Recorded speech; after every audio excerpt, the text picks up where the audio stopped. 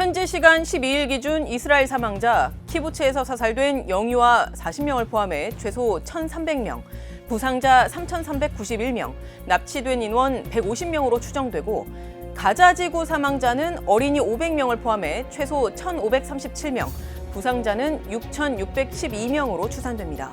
이 끔찍한 전쟁을 시작한 팔레스타인 무장정파 하마스의 기습 공격은 유례가 없는 수준이었습니다.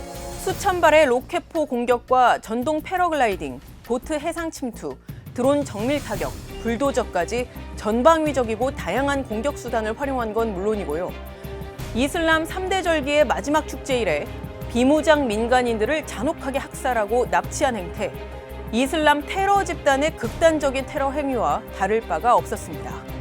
이런 하마스에 대해서 팔레스타인 자치정부의 마흐무드 아바스 대통령, 뒤늦게 개전 닷새 만인 지난 12일 이스라엘의 보복 공격을 비판하면서 동시에 하마스도 함께 비난했는데요.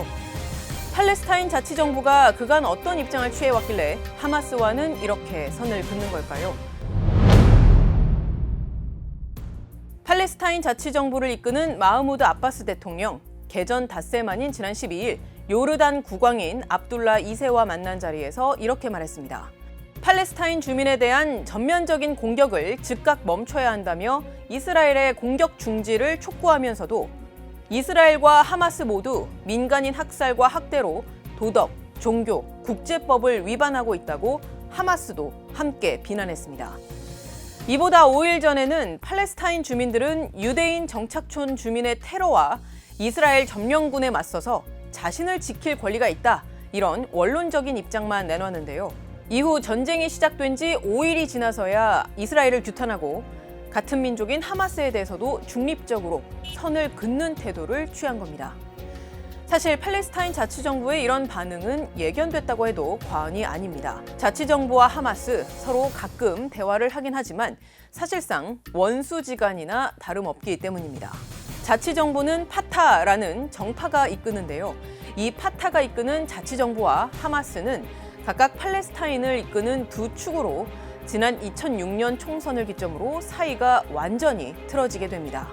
피에로가 처음에는 선거에서 이겨요. 그런데 워낙에 이 피에로가 전 세계의 이 인도적 지원금을 받아서 재정을 꾸려나가는 조직인데 부정부패가 심했어요. 그래서 팔레스타인 주민들이 2006년 총선에서는 하마스에게 더 힘을 실어줘서 하마스가 이겨요. 당시 총선에서 하마스는 전체 132석에서 74석을 얻어서 당시 45석에 그쳤던 파타를 제치고 일당이 됐고요. 자체적으로 총리도 선출했는데요. 이렇게 하마스가 주도하는 내각에 정작 파타가 참여하길 거부하면서 이 사태는 양측 간 무력 충돌로까지 이어지게 됐습니다. 보다 못한 사우디아라비아가 2007년 중재를 해냄에 따라서 통합정부가 출범을 했지만 그때뿐이었습니다. 하마스를 테러 조직으로 규정했던 미국과 유럽연합 EU가 하마스 주도의 통합정부의 원조를 중단해서 재정 상황이 어려워짐에 따라 파타가 독단적으로 내각을 해산해버린 건데요. 이에 반발한 하마스가 가자 지구를 무력으로 장악하게 되고 이후 팔레스타인은 서한 지구를 통치하는 파타 주도의 자치정부와 가자 지구를 통치하는 하마스로 분열하게 됩니다. 자치정부와 하마스의 노선도 완전히 다릅니다. 하마스는 정강정책상 이스라엘을 소멸시키는 게 목표인 두 국가 해법을 부정하는 정파입니다. 반면 자치정부는 이스라엘을 인정하고 30여 년 전부터 무장투쟁이 아닌 두 국가 해법을 추진해온 주체입니다. 이번에 자치정부 수반인 아바스가 하마스에 선을 그은 배경에는 바로 자신들이 추진해왔던 이 해법이 물 건너갈 것을 우려한 것도 중요한 요인으로 분석됩니다. 두 국가 해법이라는 것은 팔레스타인이 갖고 있는 그랜드 플랜인데 말살될 가능성이 있기 때문에 그 부분을 굉장히 우려하는 거죠. 팔레스타인 자치정부는 하마스와 달리 평화적 해법을 추구하는 만큼 서방의 인정은 받고 있지만요. 그만큼 팔레스타인 주민들 사이에서는 미국에 순종적이고 또 이스라엘에는 무르다라는 비판을 받아왔습니다. 안 그래도 부정부패 이슈가 끊이지 않았던 터라 민심이 좋지 않았는데 이번 사태까지 터지면서 팔레스타인 자치정부의 입지는 더욱 약화하는 모양새입니다. 독일에 기반한 여론조사 띵크탱크가 있는데 서한이랑 가자에 살고 있는 주민들을 대상으로 지금도 여론조사를 해보면 파타는 너무 부패해서 싫고 하마스는 너무 공포스럽고 무자비해서 싫다라고 얘기를 하는데 그래도 파타가 덜 권위주의적이죠. 최근에 시민운동가가 반 파타 운동했다가 경찰서에 잡혀갔는데 죽어서 나왔어요. 꽤 있죠. 자치정부 수반 아바스가 블링컨 미 국무장관과 만나는 것은 물론 사우디 실세 무함마드 빈 살만 왕세자로부터도 자치정부의 지지를 이끌어내고는 있지만 이미 투 스테이트 솔루션이 아니라 쓰리 스테이트 솔루션이 나와야 되는 게 아니냐라는 얘기가 나올 정도로 서로 되게 척져 있는 상태거든요. 그러니까 이제 하마스가 지금 상황을 저지른 거고 지금 이스라엘과 뭐 지상전을 앞두고 교전 준비하고 있는 이런 상황이니까 협상을 팔레스타인 자치정부가 나서서 할 만한 여지가 그렇게 크진 않아 보이는데요. 정작 가자 지구에서의 실권이 없는 자치정부여서 이번 사태 해결에 얼마나 영향력을 행사할 수 있을지 회의적인 목소리가 나오고 있습니다. 지금까지 뒷백이었습니다.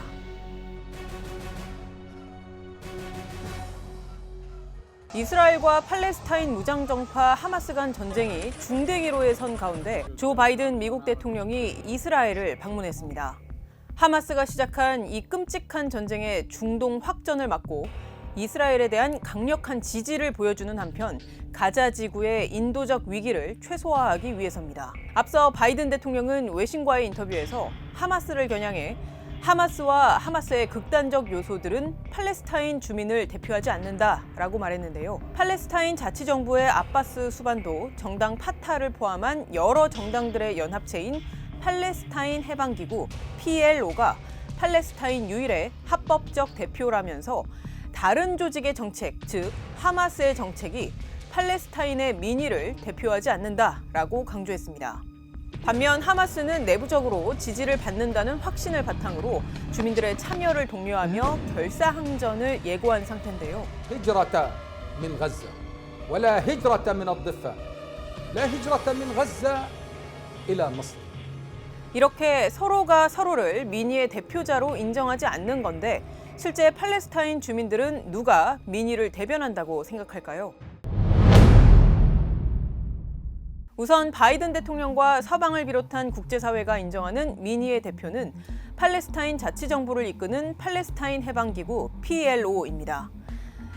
이스라엘 건국 이래 70년 넘게 이어진 갈등의 뿌리 팔레스타인 문제를 국제사회가 인정한 이른바 두 국가 해법으로 풀어야 한다는 게 유엔을 비롯한 국제사회의 입장인데요.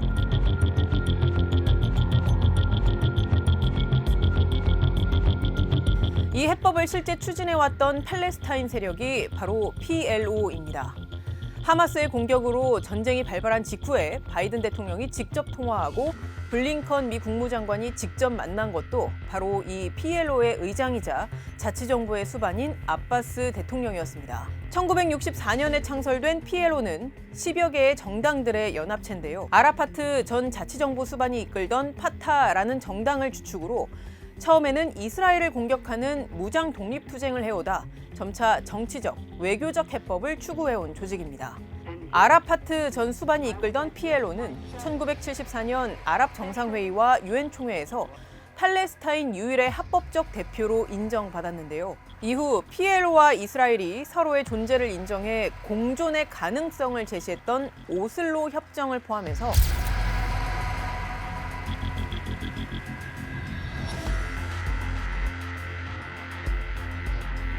다양한 중동 평화 협상에서 팔레스타인 측 주요 협상 대표로 활동하며 국제사회에서의 입지를 공고히 했습니다. 이 과정에서 아라파트 전 수반은 평화 협상을 이끌어낸 공로를 인정받아 노벨 평화상을 받기도 했습니다.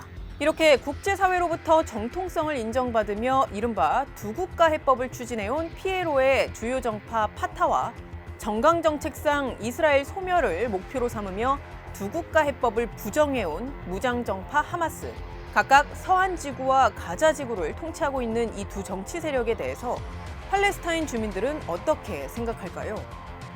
저희가 이번 전쟁이 발발하기 전 가장 최근에 팔레스타인에서 진행된 여론조사 결과를 찾아봤는데요. 2003년부터 매년 분기별로 팔레스타인 주민들을 대상으로 여론조사를 실시해온 팔레스타인 정책조사연구소가 지난달 6일부터 9일까지 서한 지역 그리고 가자 지구의 성인 1,270명을 대상으로 한 여론조사가 있었는데요. 여기에 보면 팔레스타인인들의 대표로서 가장 자격이 있다고 보는 조직을 묻는 질문에 27%가 하마스라고 답했고요. 다음으로는 24%가 PLO의 주요 정파인 파타라고 답했습니다. 하마스에 대한 지지 비율은 파타보다 3%포인트 높긴 하지만 정작 하마스와 파타 모두 민의를 대표한다고 볼 수 없다라는 응답이 무려 44%로 1위를 차지했습니다. 파타는 부패가 정말 심하고 하마스는 이런 공포 정치가 심하고 하마스도 싫고 파타도 싫지만 그 둘을 뭐 싫다고 말할 수 있느냐. 하마스 같은 경우는 거의 70% 가깝게 비판 못한다. 이유가 너무 무서워서. 이 단체가 비슷한 질문을 좀 다르게도 해봤는데요. 팔레스타인 자치정부의 수반 아바스 그리고 무장정파 하마스의 지도자 하니예 중 한 명을 고르라고 했더니 하니예를 선호하는 비율이 꽤 높았는데요. 그럼에도 이런 하니예조차 파타의 또 다른 정치인인 바르그 후티라는 인물과 가상 경쟁을 하면 후순위로 밀려나는 걸로 조사됐습니다. 빨리 젊은 지도자를 내세워서 무슨 개혁도 하고 혁신 있는 일을 해야 되는데 자기가 계속 앉아 있잖아요. 이미 레임덕이에요. 그냥 뭐 아바스 수반 인기가 없어요. 이 연구소는 또 만약 오늘 선거가 열리면 어느 정당에 투표할 거냐라고 팔레스타인 주민들에게 물었는데요. 파타라고 답한 비율이 36%, 하마스라고 답한 비율은 34%로 파타가 2%포인트 더 높았습니다.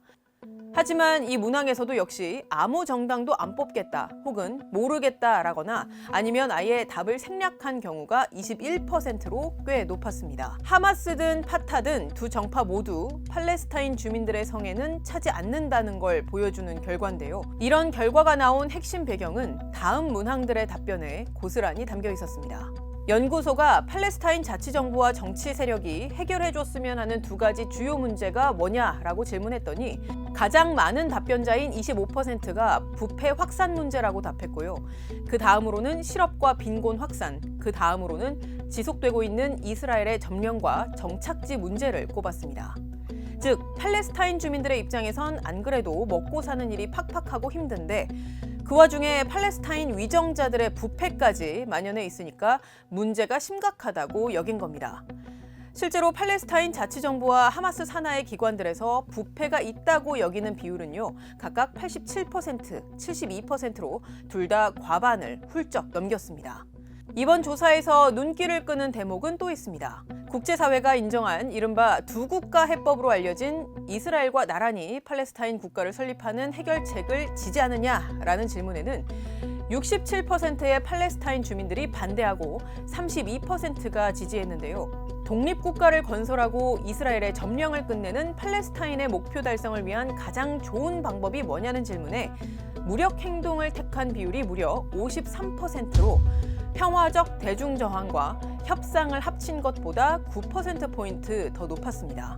지식이나 이런 사람들은 이 하마스가 이런 방식으로 우리 목표를 달성할 수 없다는 뭐 그런 생각이 분명히 있죠. 그러나 이제 억눌려 왔던 지금 이제 사안의 가장 큰 문제는 정착촌이잖아요. 이제 가로질러 가면 10분 만에 갈 수 있는 것을 2시간에 걸려서 이웃마을에 가야 되는 게 이게 이제 서안의 상황이에요. 자기 눈앞에서 하루하루 영토가 잠식당하는데 그거는 이제 이스라엘에 대한 그 반감이 너무나 크기 때문에 2022년도 11월에 이스라엘에서 초강경 그야말로 극우 성향의 연립정부가 출범을 했는데 출범 이후 대팔레스타인 입장을 굉장히 강경하게 취했거든요. 그래서 이 부분을 먼저 이해를 하셔야 최근 더 강경해진 팔레스타인 주민들의 입장도 파악이 될 것 같습니다.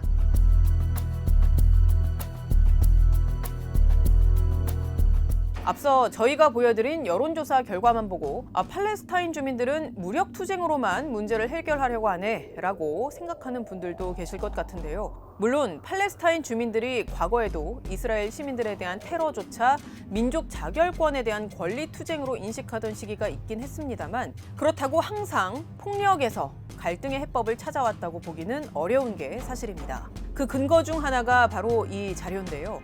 지금 보시는 자료는 팔레스타인 해방기구 PLO와 이스라엘 간 협상이 진행돼서 지역 긴장이 완화됐을 당시의 여론조사 결과입니다. 당시 한창 진행 중이던 평화협상을 지지하느냐는 질문에 서한지구뿐 아니라 가자지구 주민들도 지지한다라는 의견을 더 많이 냈습니다. 그리고 이 표는 1993년부터 2005년까지 진행된 여론조사인데요. 오슬로 협정 기간 파타에 대한 지지도가 급격히 증가하는 데 반해 하마스에 대한 지지도는 줄고 있습니다.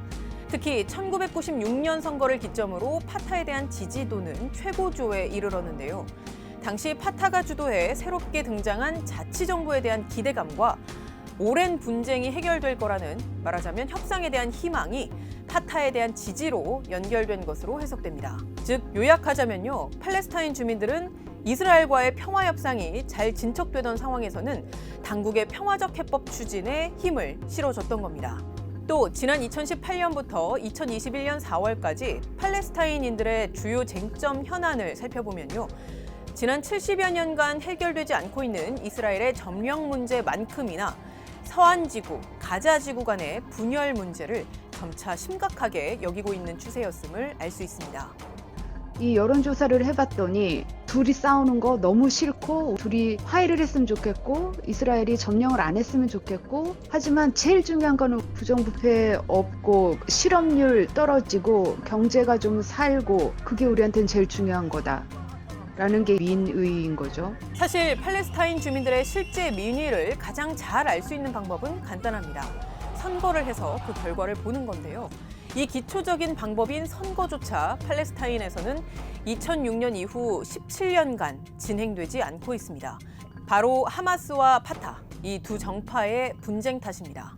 이 사람들을 서한지구에다 엮어가지고 팔레스타인 독립국가를 과연 연계시켜서 만들 수 있느냐에 대해서 회의적이라는 얘기 나오면서 약간 그 비관적인 뉘앙스가 담겨있는 말이 스테이트란 얘기인데, 그만큼 아무튼 팔레스타인이 분열돼 있다고 하는 걸 의미하는 거죠.